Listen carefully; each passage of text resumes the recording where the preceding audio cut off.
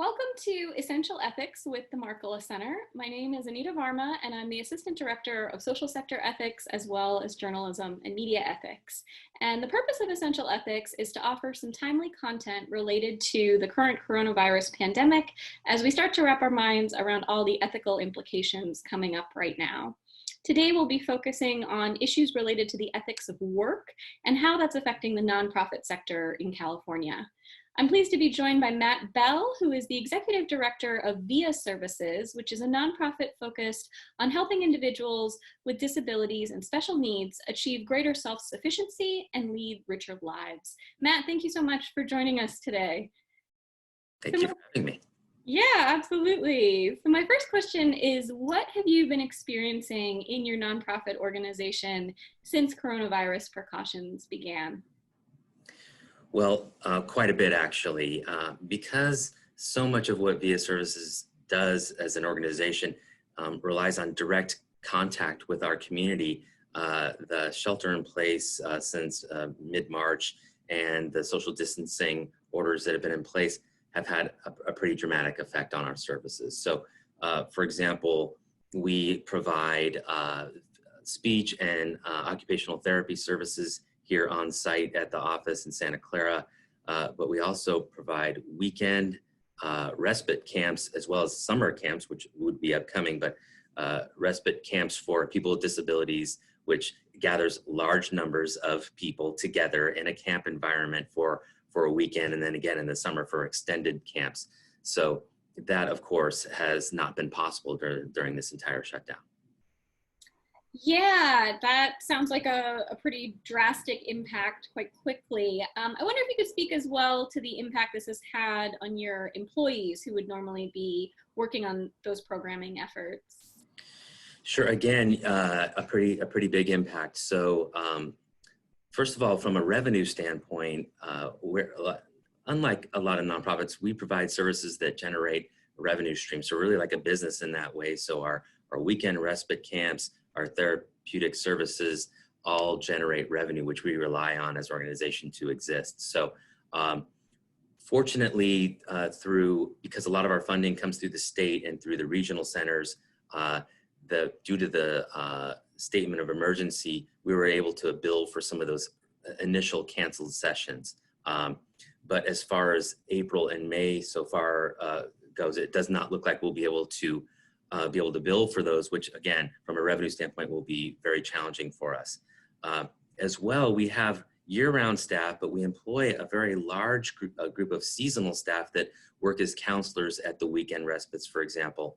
And as a result, many of them are students, so they go to school during the week and then work these weekend-long respite camps, and that's their primary source of income. Not to mention that they really love what they do and working with our population. So for them not being able to work for their own financial situation, as well as what they really love doing, the experiences that they're having, that's been something they've not been able to experience again since mid-March. And that's really rough to hear. You mentioned that they really are attached to serving the population that they would normally serve. My next question is just if you could speak to a little bit about the impact that coronavirus restrictions and precautions have had on that population, on the communities that VIA Services serves. Sure. So, again, we're talking about people from literally age 6 through 80.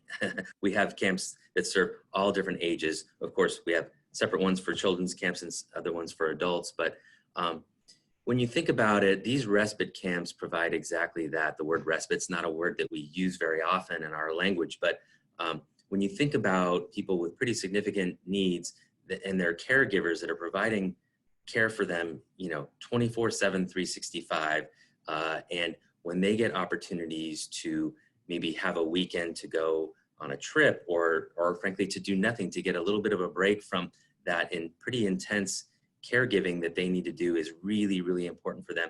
And the same for the client as well.